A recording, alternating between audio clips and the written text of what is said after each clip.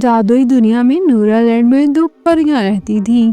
دونوں ایک ہی پری خاندان سے تعلق رکھتی تھی، مگر قسمت نے دونوں کو بالکل مختلف راستے دے دیے تھے۔ ایک کا نام تھا پری ملائکہ اور دوسری کا نام تھا پری ہینا۔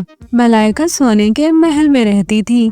اس کے پاس جادوئی کپڑوں کے سینکڑوں جوڑے تھے۔ ہر لباس خود بخود رنگ بدلتا، چمکتا اور خوشبو بکھیرتا۔ اس کے بال ہمیشہ موتیوں سے سجے ہوتے، جوتے ہیرے کے اور تاج ایسا کہ سورج بھی شرما جائے۔ ملائکہ کو اپنے حسن اور دولت پر بہت غرور تھا۔ وہ اکثر کہا کرتی، خوبصورتی وہی ہے جو مہنگی ہو اور عزت وہی ہے جو دولت سے ملے۔ دوسری طرف ہینا ایک چھوٹے سے پھولوں والے جھونپڑی میں رہتی تھی۔ اس کے پاس صرف ایک سادہ سفید لباس تھا جو وہ خود سلتی تھی۔ نہ تاج، نہ ہیرے، نہ محل، لیکن اس کی مسکراہٹ ایسی تھی کہ مرجھائے پھول بھی کھل اٹھتے۔ ہینا ہر روز جنگل کی زخمی پریوں کا علاج کرتی، پرندوں کو دانہ ڈالتی اور غریبوں کی مدد کرتی۔ ایک دن نورا لینڈ کے ملکہ سریا نے اعلان کیا، نورا لینڈ میں سب سے بڑا جادوئی فیشن فیسٹیول ہونے والا ہے۔ جو پری اصل خوبصورتی ثابت کرے گی وہ ملکہ فیشن کہلائے گی۔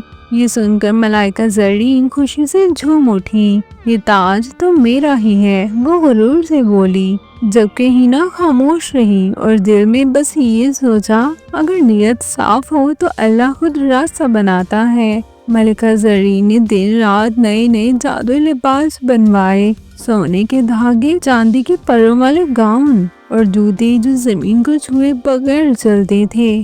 دوسری طرف ہینا نے اپنے سادہ لباس پر خود ہاتھ سے پھولوں کی کڑھائی کی اور جنگل کی روشنی سے ایک نرم سی چمک پیدا کی۔ نورا لینڈ جگمگا رہا تھا، آسمان پر ستارے جیسے زمین دیکھنے اتر آئے ہوں۔ جب ملائکہ اسٹیج پر آئے تو سب واہ واہ کرنے لگے۔ لباس چمک رہا تھا مگر اس کی آنکھوں میں غرور تھا۔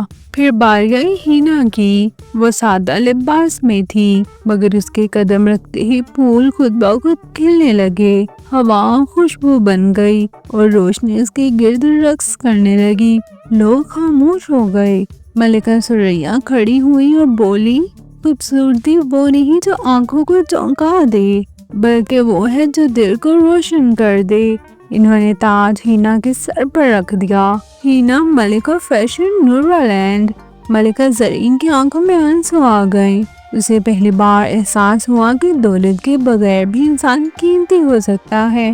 وہ ہینا کے پاس گئی اور بولی، میں امیر تھی مگر خالی دل کے ساتھ، تم غریب تھی مگر سب سے امیر روح کے مالک۔ ہینا مسکرائی اور اسے گلے لگا لیا۔ اس دن کے بعد ملائکہ زرین نے غرور چھوڑ دیا اور ہینا کے ساتھ لوگوں کی خدمت کرنے لگی۔ نورا لینڈ میں کہاوت مشہور ہو گئی کہ فیشن کپڑوں سے نہیں کردار سے بنتا ہے۔ اگر آپ کو یہ کہانی پسند آئی ہو تو لائک، شیئر، سبسکرائب ضرور کریں۔ ایسی ہی جادوئی کہانیوں کے لیے مائی ایڈونچرز چینل کے ساتھ جڑے رہیے۔